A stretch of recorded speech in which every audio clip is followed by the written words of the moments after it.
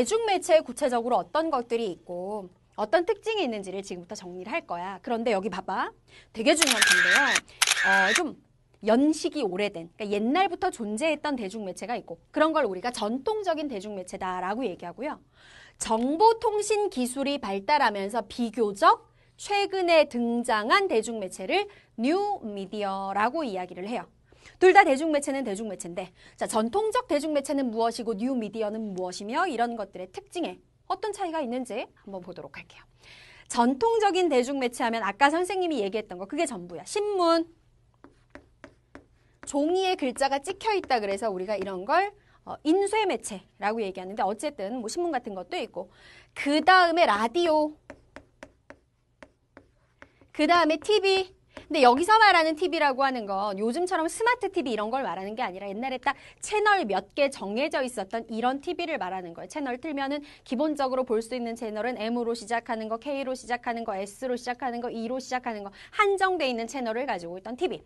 자, 요런 것들을 우리가 전통적 대중매체라고 하고 그럼 비교적 최근에 정보통신 기술이 발달하면서 등장한 뉴미디어라는 대중매체는 무엇이 있느냐? 인터넷.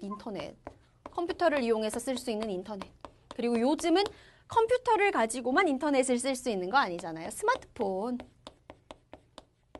이런 것들을 우리가 뉴미디어다라고 구분을 합니다. 자, 그러면 종류만 구분하는 데서 끝나는 게 아니라 얘네들이 무슨 차이가 있는지 알아야 되겠지? 전통적인 대중매체가 가지고 있는 특징부터 알려줄게요. 한번 생각을 해보시면 되게 쉬울 거예요. 전통적인 대중매체는 정보를 생산하는 정보 생산자와 그 정보를 받아들이는 정보를 소비하는 사람의 경계가 나눠져 있어? 안 나눠져 있어? 자, 신문 아까 선생님이 얘기했잖아. 신문 하나 생각해봐. 신문을 찍어내는 신문사가 정보 생산자지. 아침마다 신문을 배송받아서 읽어보시던 우리 아버지가 신문이라는 대중매체 정보의 소비자지. 그치? 정보를 만들어내는 쪽과 정보를 소비하는 쪽은 확실하게 나눠지죠? 경계가 분명해요. 밑줄. 자, 여기 첫 번째 전통적 대중매체의 특징이야. 그 다음에 이제 두 번째 정보 전달이라고 하는 게 자, 정보 생산자가 있어. 정보 소비자가 있어요. 생산자가 만들어낸 정보가 소비자한테 일방적으로 가죠. 일방적으로. 우리 아버지의 의견이나 이런 것들이 이쪽으로 가요? 안 가요? 안 가요. 일방적으로 이쪽에서 이쪽으로만 계속 정보가 가는 거야. 그치? 전통적 대중매체의 경우에는요. 생산자에게서 소비자에게로 일방적인 방향으로 정보가 전달이 돼요. 그렇기 때문에 정보를 받아들이는 소비자 입장에서는 그러니까 우리 아버지같이 신문을 보는 사람의 입장에서는 내가 골라서 정보를 받아들일 수 있는 게 아니라 그냥 그들이 제공해주는 정보를 나는 뭐 적극적이지 않게 그냥 보는 그대로 받아들일 수밖에 없는 거야. 즉 무슨 정보 수용? 능동적이 아니라 수동적으로 정보를 수용할 수밖에 없어. 이게 바로 전통적 대중매체의 특징이야. 그러면 뉴미디어는 도대체 뭐가 다를까? 시험에 정말 잘 나옵니다. 뉴미디어는요. 일단 정보를 생산하는 생산자와 정보를 소비하는 소비자의 경계가 어때요? 옛날의 전통적 대중매체에 비해서는요. 경계가 명확하게 나누어지지 않아요. 불분명해요. 무슨 뜻이야?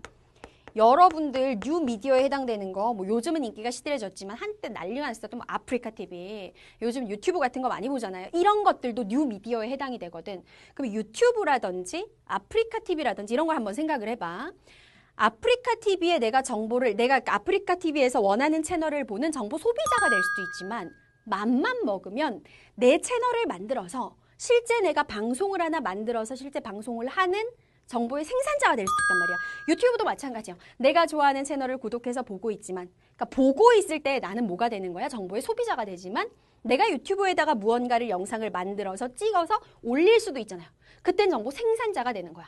즉 뉴미디어는 정보 생산자와 소비자의 경계가 어떻다? 불분명하다. 생산자가 소비자가 될 수도 있고 소비자가 생산자가 될 수도 있다.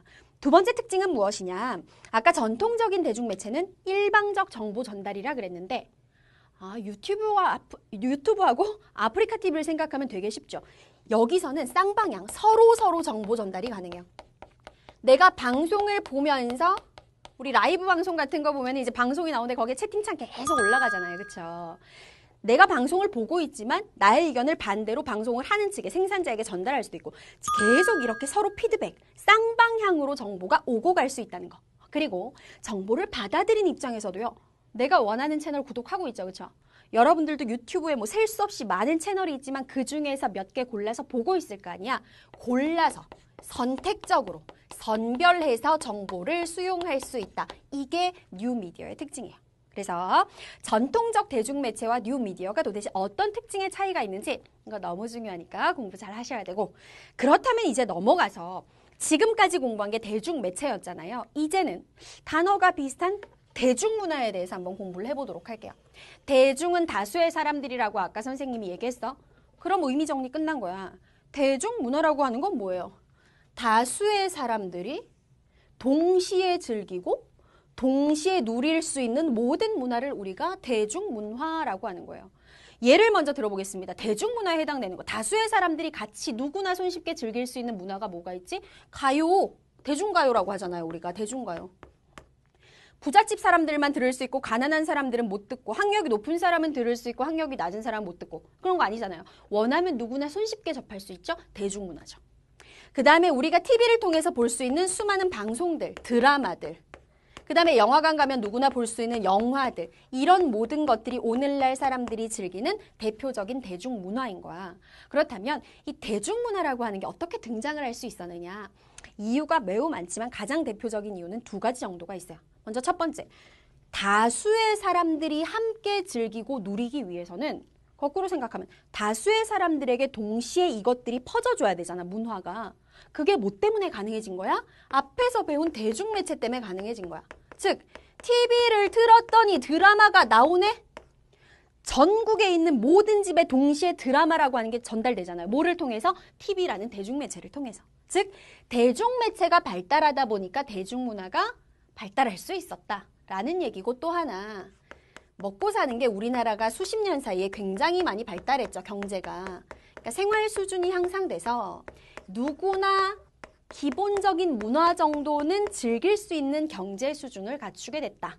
그러면서 대중문화가 발달할 수 있게 된 것이다 라는 얘기입니다. 자, 그렇다면 이제 두 번째 특징. 모두가 함께 즐기는 뭐 가요든 방송이든 영화 같은 이런 대중문화는 어떤 특징을 가지고 있느냐? 특징 되게 쉬워요. 첫 번째, 넓은 범위에 굉장히 빠르게 확산됩니다. 요즘 같은 경우에는 이 빠른 속도가 뭐 말할 것도 없죠. 유명한 아이돌 가수가 12시 땡 하고 몇 월 며칠 뭐 7월 1일 0시에 음원을 발표를 했어. 그러면 음원 발표와 동시에 전 세계의 그 음원이 다 공개가 되죠. 뭐 우리나라는 말할 것도 없고 다른 나라에까지 음원이 바로바로 전달이 되면서 전 세계에서 노래만 잘 만들면 폭발적인 인기를 끌 수 있다는 거야. 그러니까 대중문화라고 하는 건 넓은 범위에 굉장히 빠르게 확산되고, 두 번째 특징이 무엇이 있느냐? 다수의 취향에 맞춰야 되잖아요. 하다못해 드라마라고 하는 대중문화를 생각해보자. 드라마를 쓰는 작가나 드라마를 제작해내는 감독은 무슨 생각을 할까? 어떤 소수의 매니아층을 공략하는 드라마를 어떻게 만들지? 이게 아니잖아요. 어떻게 하면 대다수의 사람들이 좋아할 만한 드라마를 만들어서 시청률을 높이지? 이걸 고민하잖아요. 즉, 대중문화는 다수의 취향에 맞춰서 대량으로 생산이 되고요. 다수의 사람들에 의해서 대량으로 소비가 이루어져요. 이게 대중문화의 특징이에요. 여기 특징. 쉽지? 어려운 거 아니야. 예를 들어서 생각해보면 되게 쉬워요. 이제 마지막으로 마무리할게요. 첫 번째 판서. 대중문화는 그럼 과연 사람들의 생활에 어떤 영향을 미칠 것인가? 매우 중요합니다. 심지어 그냥 중요한 게 아니라 서술형을 쓰라는 게 잘 나와요. 대중문화의 긍정적인 측면을 쓰세요. 부정적인 측면을 쓰세요. 잘 나오거든요. 각각 순서대로 정리해 보도록 할게요. 먼저 대중문화가 사람들에게 미치는 긍정적인 측면. 첫 번째는 무엇이냐? 대중문화는요, 사실 참 고마운 존재예요. 왜 고맙냐면 이런 문화적 혜택을 남녀노소 구분 없이 많은 사람들한테 퍼뜨리는 역할을 했어요. 이게 왜 고마운지 여러분들은 모를 거야. 태어날 때부터 대중문화를 즐기고 살았으니까. 근데 불과 몇백 년 전 조선시대 한번 생각해보고 그 전시대도 한번 생각해볼게. 아니면 유럽 같은 데도 생각해볼게요. 신분이 나눠져 있던 사회 같은 경우에는요, 모두가 함께 즐기는 문화라고 하는 건 존재하지 않았어. 귀족은 귀족만의 문화를 누렸고요. 그럼 귀족이 아닌 사람들은 그 문화에 감히 가까이 가지를 못해요. 조선시대도 마찬가지예요. 양반들끼리 즐기는 문화가 있었어요. 평민이나 노비들은 감히 그 문화가 무엇인지 궁금해할 자격조차 없었어요. 누리기는커녕. 즉, 대중매체가 대중문화를 발달시키면서 소수의 특별한 특권 계층이 문화를 자기들끼리만 누리는 것이 아니라 정말 수많은 다수의 사람들이 동시에 같은 문화를 즐길 수 있게 혜택을 주는 역할을 했다. 대중문화가. 부자도 드라마 보고 가난한 사람도 드라마 보잖아요. 그렇죠? 그런 얘기예요. 문화적 혜택의 대중화. 그 다음에 두 번째. 자, 대중문화는요. 사람들에게 즐거움과 휴식을 제공해주는 역할을 해요. 선생님은 완전 이 말에 격공. 왜? 선생님은 노는 날 시간이 있으면 바깥에 나가서 노는 것보다도 집에서 뭐 여름 같은 때는 이렇게 선풍기 탁 틀어놓고 아니면 겨울에 추울 때는 따뜻하게 딱 난방되니까 그러면서 TV 틀어가지고 TV에 나오는 드라마 보고 아니면 다시 보기 VOD로 해가지고 내가 보고 싶은 드라마 연속으로 몰아보기 너무 행복하다는 생각이 들어. 그 자체로 선생님에게는 이 드라마라고 하는 대중문화가 즐거움과 휴식을 주는 거죠. 근데 또 맨날 그런 것만 보는 건 아니거든요. 선생님은 뉴스 채널도 굉장히 즐겨서 봐요. 왜? 뉴스 채널을 봐야지만이 정치적으로 우리나라가 어떻게 돌아가는지, 그 다음에 경제적으로 어떤 이슈들이 있는지 이런 걸 알 수 있으니까. 즉 대중문화는 즐거움과 휴식도 제공할 뿐만 아니라 다양한 정보들을 제공함으로써 사람들의 라이프, 삶을 더 어떻게 하는 역할을 한다? 풍요롭게 만들어주는 역할을 한다. 이것이 바로 대중문화의 긍정적인 영향이야. 근데 좋은 점만 있는 건 아니에요. 부정적인 측면은 무엇이 있을까? 똑같은 것들을 수많은 사람들이 동시에 받아들이잖아. 그러다 보니까 사람들의 생각, 사고는 꽝 사고가 아니고 생각이나 취향이 똑같아져요. 요 단어 밑줄 획일화. 획일화의 반대는 뭐게? 다양성, 다양화잖아요. 즉 문화의 다양성에 문제가 생겨요. 다양성이 줄어들어요. 전국적으로 인기를 끌고 있는 어떤 드라마가 있어. 그 드라마의 여주인공의 인기는 날이 갈수록 폭발하고 있어. 드라마에서 어느 날 여주인공이 예쁜 옷을 입고 나왔는데 사람들이 그걸 보면서 전부 다 그 옷을 동경하기 시작했어요. 브랜드에서도 그리고 일반 보세에서도 그 옷을 막 찍어내기 시작하죠. 그래서 일주일만 지나도 길에 나가보면은 드라마 주인공이 입고 나왔던 그 옷과 비슷한 옷, 똑같은 옷을 입은 사람이 거리에 100명도 넘게 돌아다녀요. 이게 결국 뭐야? 사람들의 생각이나 취향을 획일화시키는 거잖아. 다양성을 저하시키는 문제가 있고. 두 번째 문제는 무엇이 있느냐? 대중문화라고 하는 게 결국은 뭐예요? 문화를 만들어내는 사람들 뭐 추구하는 거야? 상업성 추구하는 거야. 유튜브도 구독자가 많아지면 광고가 붙어서 그 채널을 만드는 사람은 돈을 벌죠. 아프리카 TV 한때 문제 많이 됐죠. 별풍선 돈을 벌죠. 드라마도 결국은 시청률이 높아져야 앞뒤로 광고가 붙어서 돈을 벌죠. 즉 대중문화라고 하는 게 추구하는 목표는 결국은 돈이거든요. 상업성. 그러다 보니까 상업성이 너무나 지나쳐져서 어떻게 하면 좀 더 시청률을 높이지? 어떻게 하면 인기를 끌지? 하다 보니까 지나치게 자극적으로 변질되거나 폭력적인 모습들을 띠는 경우가 많고요. 그래서 자극적이고 폭력적인 성향이 강해지다 보면 결국은 어떻게 된 거야? 어떻게 된다는 거야?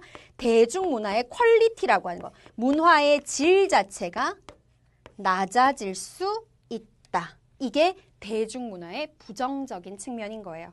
이해되시죠?